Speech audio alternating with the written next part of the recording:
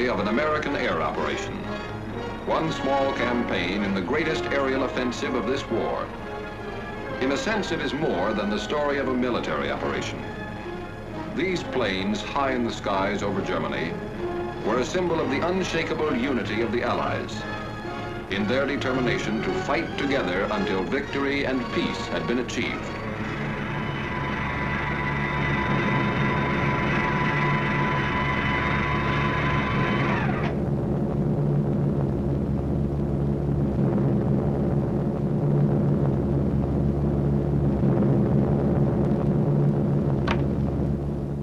June 2nd, 1944. On this day, 650 American flying fortresses inflicted severe damage on German defenses along the invasion coast.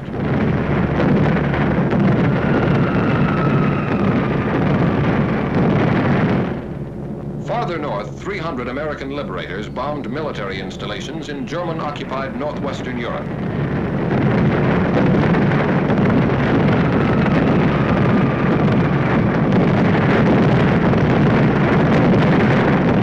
Flak was heavy over some targets. 8 of our planes did not return to their bases.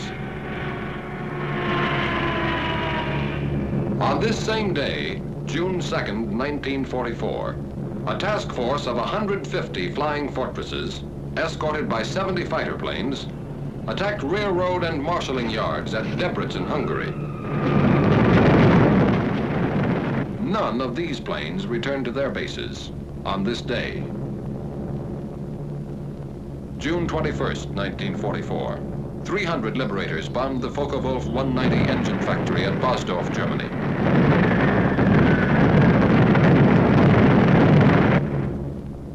An hour later, 800 flying fortresses attacked targets at Berlin, Germany. Damage was inflicted on railway stations, freight yards, and factories. Bombs were also dropped on the ministries of war and propaganda, as well as Gestapo headquarters. Over all these targets, flak was intense and accurate. Interception strong and determined.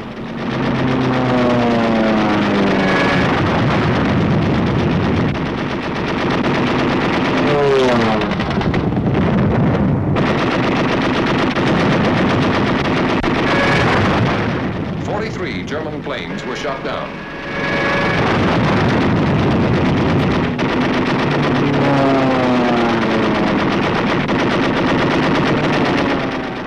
Of our own planes did not return to their bases.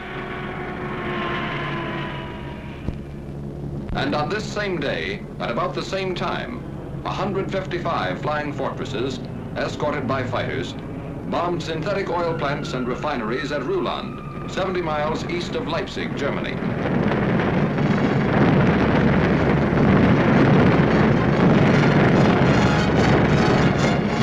As on June 2nd, none of these planes returned to their bases on this day. This was not a coincidence, and these planes were not lost in action. This had been decided 6 months before, on December 7th, 1943, when at Tehran, the leaders of the 3 major Allied powers had declared their complete agreement as to the scope and timing of operations from the east, west, and south. Operations from the east, west, and south.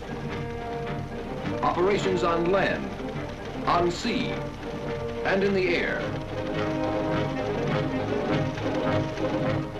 The USSR agrees to furnish bases in Russia for the use of the U.S. strategical air forces in Europe, such bases to be used for shuttle bombing operations.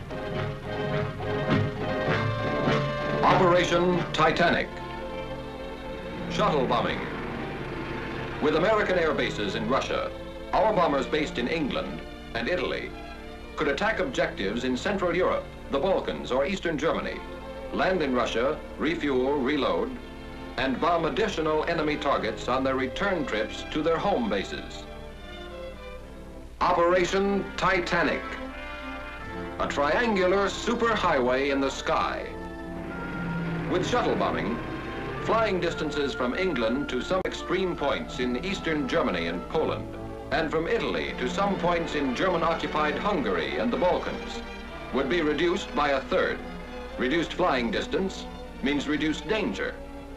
For while planes on the shuttle route would have already landed, planes making the round-trip run still have to face flak, interception, or engine failure.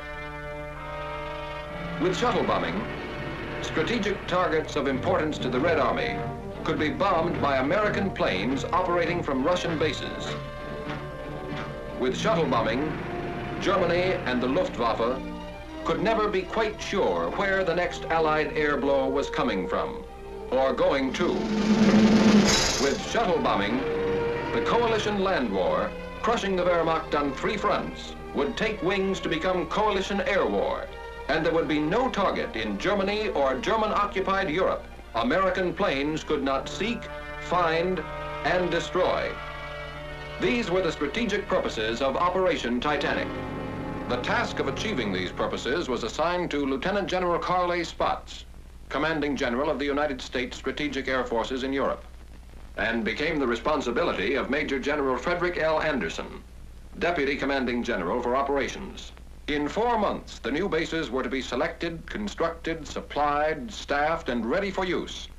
A problem in men, materiel, space, time, and secrecy, requiring food, gasoline, bombs, ammunition, trucks, jeeps, steel matting, and more than 20,000 tons of other equipment, to be shipped by convoy from Liverpool and other British ports through the North Atlantic and Arctic Oceans. 2,000 miles of submarine-infested waters.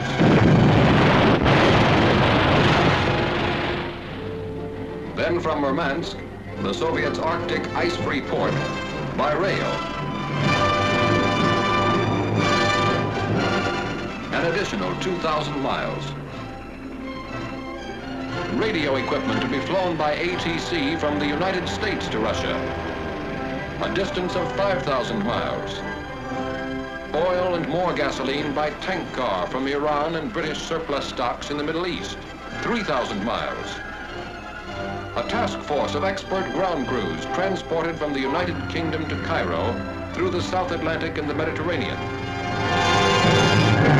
By rail from Egypt to Palestine.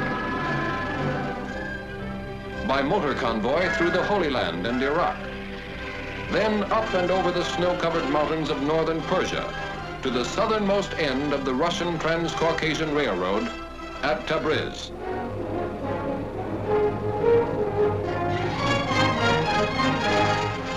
Finally, by special train over the Caucasian Mountains to their new headquarters somewhere in Russia. A secret journey of more than 7,000 miles. By the end of 4 months, the bases were ready.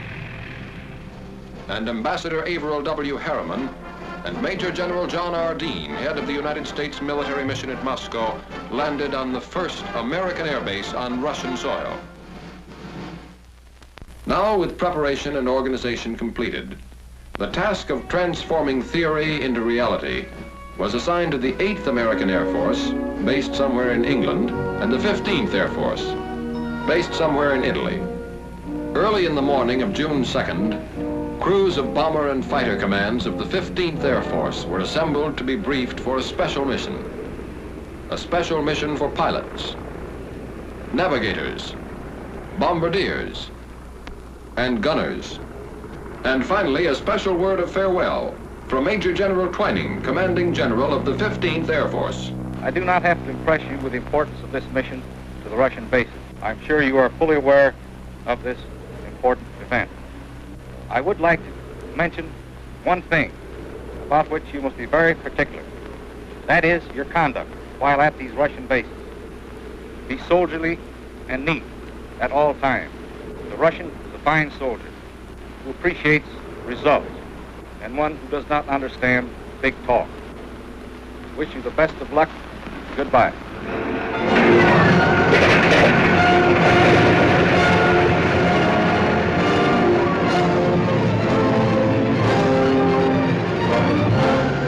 At 0600 hours, the bombers took off. with Lieutenant General Ira C. Aker, Commanding General of the Mediterranean Allied Air Forces, in personal command of the task force, the fortresses left the ground with clockwork precision. One fort every 30 seconds.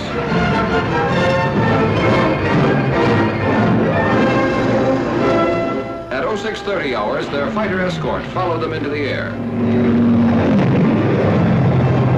70 planes in 17.5 minutes. At 0730 hours, the bombers and the first relay of fighters made rendezvous over the Adriatic, and Titanic 1 was on its way. If the shuttle route to Russia was equally practical from England, was now to be proved by the 8th Air Force. 0100 hours, the morning of June 21st. Somewhere in England, Titanic 2. At 0530 hours, the heavily loaded bombers took off into the fog of an English dawn. 24 minutes later, the first group was in the air, heading northeast to the task force assembly point.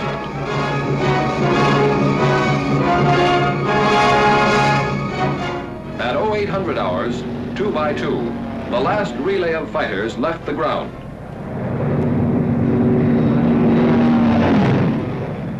At 0930 hours, flying fortresses and Mustangs made rendezvous high over the German coast, and Titanic 2 was on its way.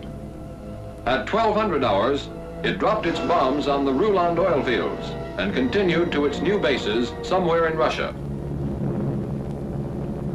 That is why on June 2nd, and again on June 21st, American planes did not return to their bases somewhere in Italy or England. For on each of those days, their mission was still unfinished. In a sense, it had only begun.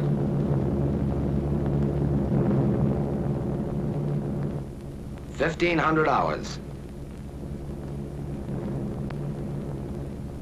What was left of our target was a good 3 hours behind us. But we were still in enemy skies, and we could see the P-51s that were escorting us all the way in, prowling in the skies above. They called us Big Friend. We called them Little Friend. And it was a very pleasant feeling to have them around. About 1600 hours, we saw our red-nosed little friends pull away. A couple of minutes later, our navigator, the little man with the big maps, made with the instruments, and gave us the good word. Navigator to crew, navigator to crew. It won't be long now. We're over Russia. Over Russia. From the sky, all countries look alike. But this was friendly country. That meant no more flak, no danger of interception. Solid ground not too far away.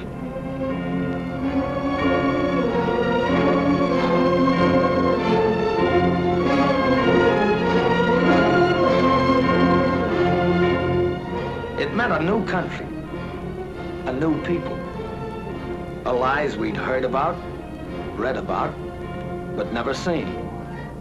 How do you get along with people you can't even talk to?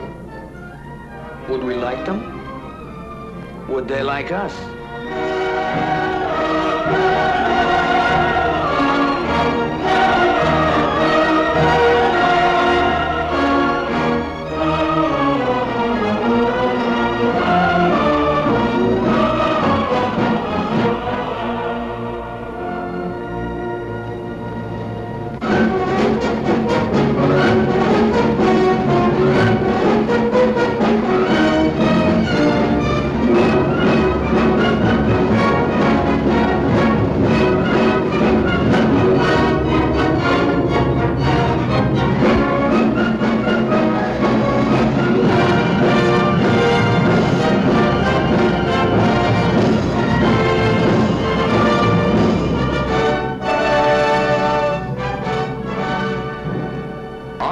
The task force are General Walsh and General Permanoff, the American and Russian COs.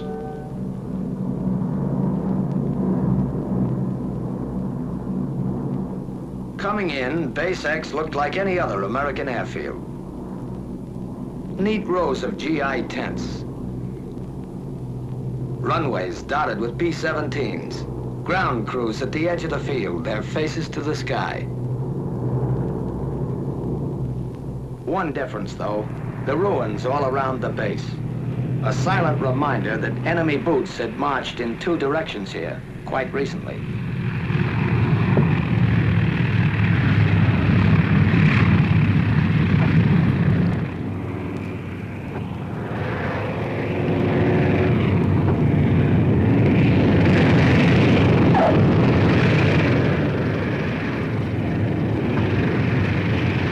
The forts follow each other down, a third of a world away from home.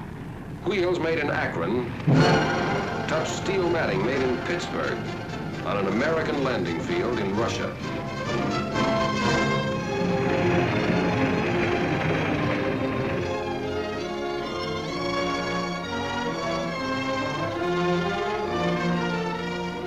Gower, Messick, Ostrander, Zaffak, Malone, Schultz, Badowski, Travers, McGee, Stanley, Rudenstein, Betts.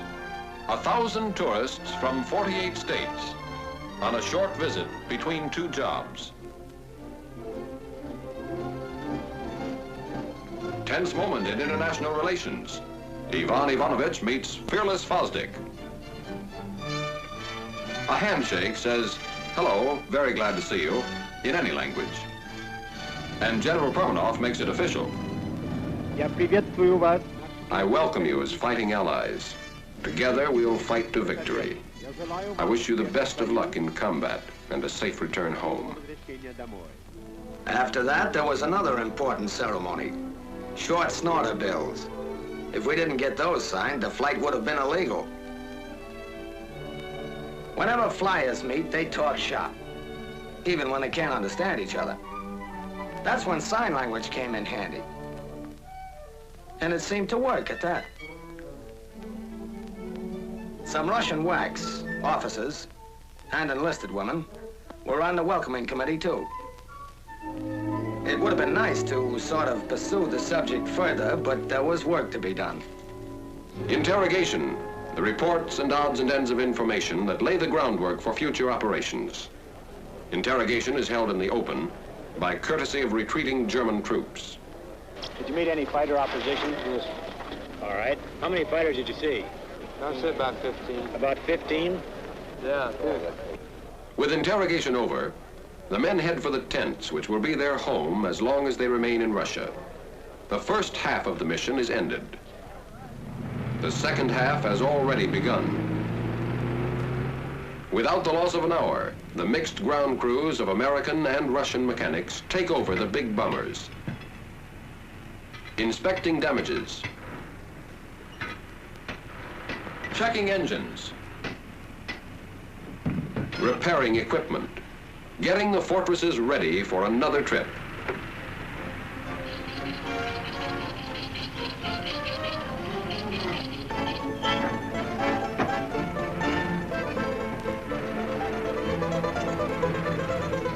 Okay. Spasiba. Kuchnia. Kuchnia stands for kitchen. Kitchen stands for chow. And even in Russia, you stand in line for it. On KP duty, Katya, Manya, and Olga. Not Buck or Eddie or Pete, but soldiers too. And darn good cooks to boot, who cooked and served our supper. Hutch, Pajalister.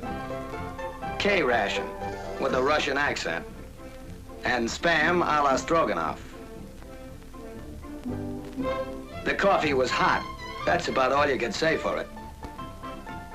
The name was Mashenka. Back at the field, the ground crews stayed with the bombers as long as there was light, making sure that nothing happened that shouldn't when the B-17s went up again. 2100 hours, 9 in the evening, somewhere in Russia. It's noon in Leominster, Massachusetts, lunchtime. It's 10 in the morning in Paragould, Arkansas. The sun is climbing high. In Los Angeles, California, the day's just beginning. The same day, just ending, somewhere in Russia. Small world.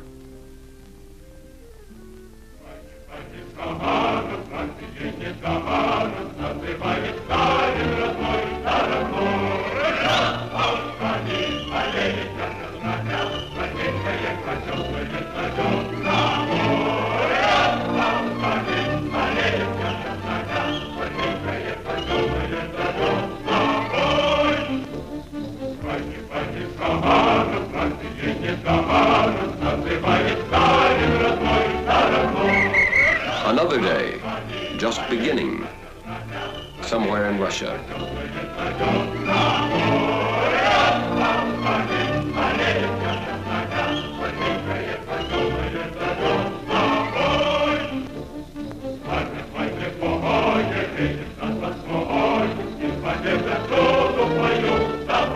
Another working day. Another day of war. At headquarters, American officers headed by Colonel, now General Albert A. Kessler, and their Russian colleagues plan the next mission. Objective, the destruction of one of several strategic targets in the path of the Red Army. The target is selected. Weather permitting, mission tomorrow. A task force of this size needs gasoline, more than 350,000 gallons of it. Ammunition, more than 1 million rounds. Bombs, more than 500 tons. And more than 50,000 American and Russian man-hours of servicing and preparation. While the ground crews got the forts and fighters ready, our time was our own. Some of the fellows took advantage of a sunny morning and put on an exhibition of the national pastime. Some thought they'd teach the Russians another American pastime.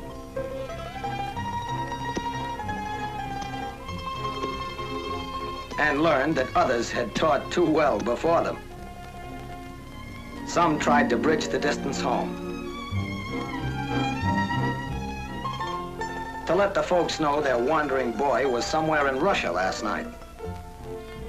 Some of us, over lunch of borscht and kasha, talked over tricks of the trade with the Russian fighter pilots, whose small, fast yaks are part of the field's defenses, constantly on the alert.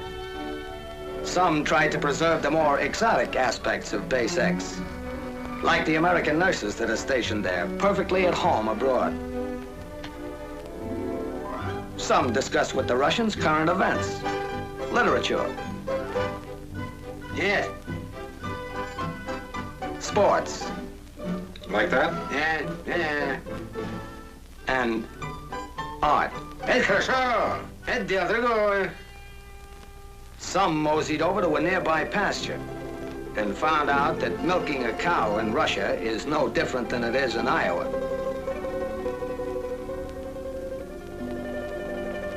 And some of us, explorers at heart, decided to see Russia.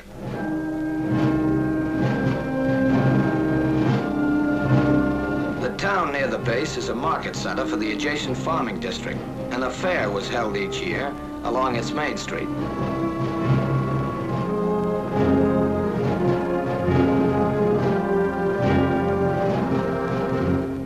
The factory section.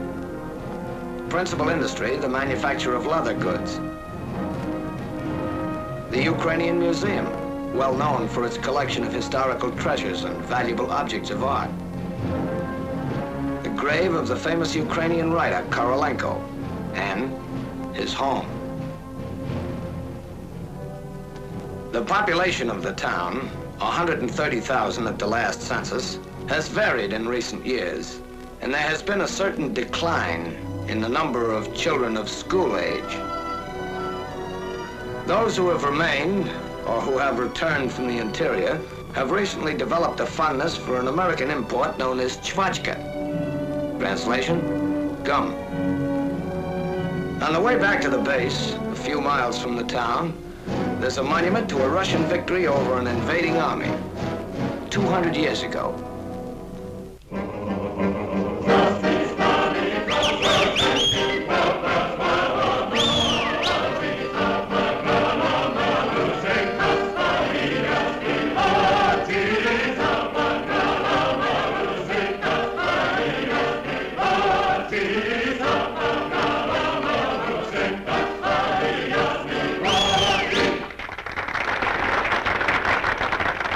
Следующий номер. Украинские народные песни в исполнении хора имени Шевченко. Next number. Ukrainian folk songs by the Shevchenko choir.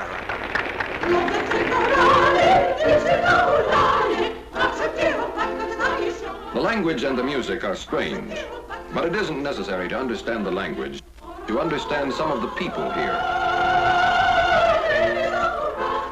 The show marks the beginning of the end of this American visit to Russia.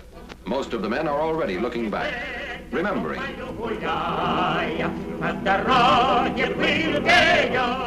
Lieutenant John Morris, navigator of Nanticoke, Pennsylvania, who has the Distinguished Flying Cross and the Air Medal with 4 clusters, was particularly impressed by the medals worn by the Russian soldiers. They don't wear ribbons like we do, but the actual medals. Practically every Russian soldier I ran into was loaded with decorations. Captain Percy W. Stressing, pilot of Rochester, New York, thought the show explained a lot about the Russian people. Those Russians sure like to sing and dance. One of the numbers was kind of a tap dance. I think the Russians resemble Americans in a lot of ways. They've got a great sense of humor. They can laugh and enjoy everything, even though their whole country is in ruins.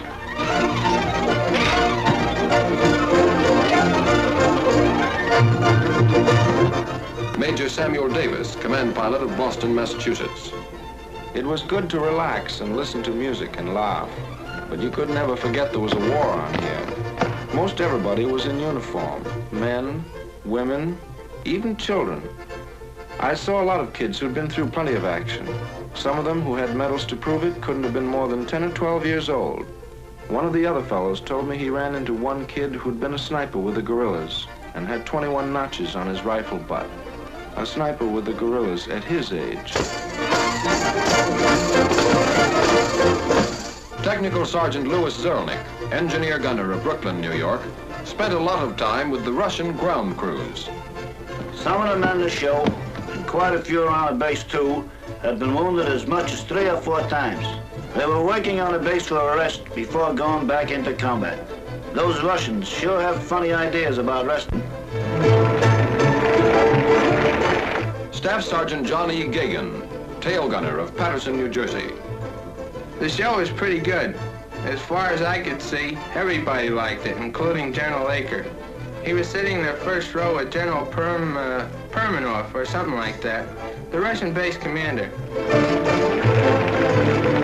Lieutenant John Mackenzie, bombardier of Paragould, Arkansas. Something I'll remember for a long time were the Russian kids. You got the feeling some of them never had a childhood. They had such old faces. They were pretty shy, most of them, but they seemed to like us.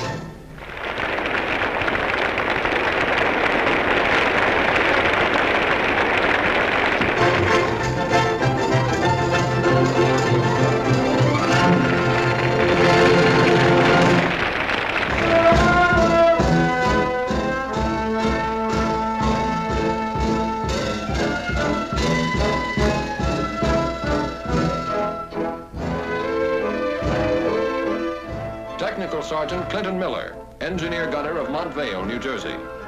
The Russians like their dance music slow and sentimental, mostly waltzes. The girls do all kinds of jobs around the base, and they work very hard. Their clothes are plain and neat. They don't use makeup as a rule, but some of them wear lipstick. I remember one girl who was in charge of an ACAC crew. She had 12 enemy planes to her credit. Staff Sergeant Donald Craw, tail gunner of Stratford, Connecticut. The music at the dance was on the corny side, but the girls are nice. I met a girl from Leningrad whose father was a general. She taught me some Russian words, and I taught her some American slang. It didn't take long before I was saying, "Horror-shaw," and she was saying, "Okay, bud."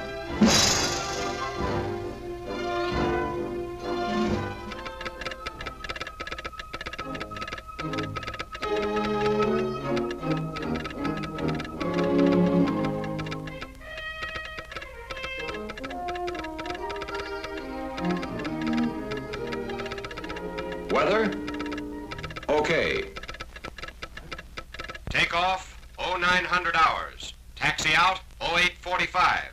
Stations, 0840. Briefing, 0600 hours. Briefing. 0R 1320. Your altitude will be 22,000 feet, which is your bombing altitude. And the place will be the target. Target for today. It may be a locomotive works in Poland, an aerodrome in Hungary, an oil field in Romania, or a tank factory in Germany itself. Whatever the target, today's mission will prove again that no objective in German Europe is secure from American bombers. Your group and wing assembly will be at 12,000 feet over the base. Your bombing altitude will be 22,000 feet. We'll pick up our fighter escort over the front at 11:43. Target time, 1320. Gas load, 2,700. Bomb load, 10 500-pound GPs. Bomb load, 10 500-pound GPs. GP, general purpose. General purpose, to reduce the enemy's mobility, to disrupt his lines of communication, reinforcement, and supply, to destroy his war machine at its very source, his mines, his mills, his factories, and to deliver a message.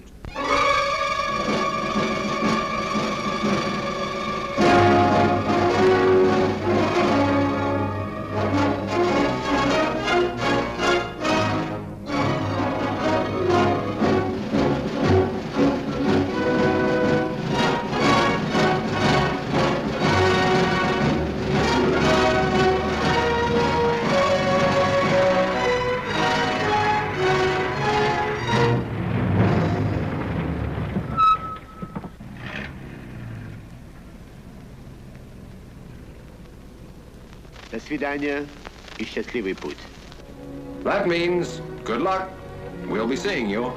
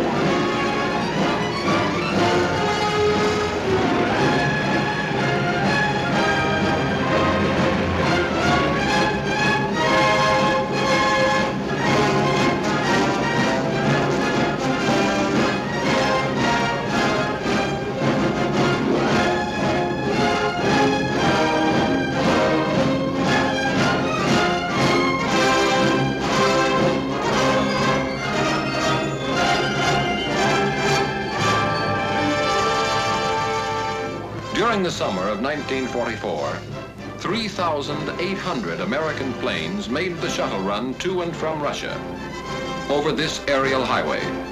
In less than 4 months, 24 targets in Germany and German-held territories, some never before within effective range of our bombers, felt the lash of American air power, striking against railway centers and marshalling yards at Debrecen and Szolnok, Hungary, Bucharest, and Ered, Romania, and Béziers, France, against aerodromes at Galați, Hoxani, Buzău, and Zelestia, Romania, Mielec, Poland, Kecskemés, Hungary, and Toulouse, France, against oil fields and refineries at Rulan, Germany, Drohobych, and Tercovina, Poland, Budapest, Hungary, and Ploiesti, Romania, against armament plants and aircraft factories at Gdynia, Poland, Miskolc, and Diosbjör, Hungary, and Chemnitz, Germany. But even more important, this bomb and 10,000 more like it destroyed more than German factories, German oil depots, German railroads. They smashed Germany's last hope of escaping defeat by dividing the Allies. Never before have the major Allies been more closely united, and they're determined to continue to be united so that the ideal of lasting peace will become a reality.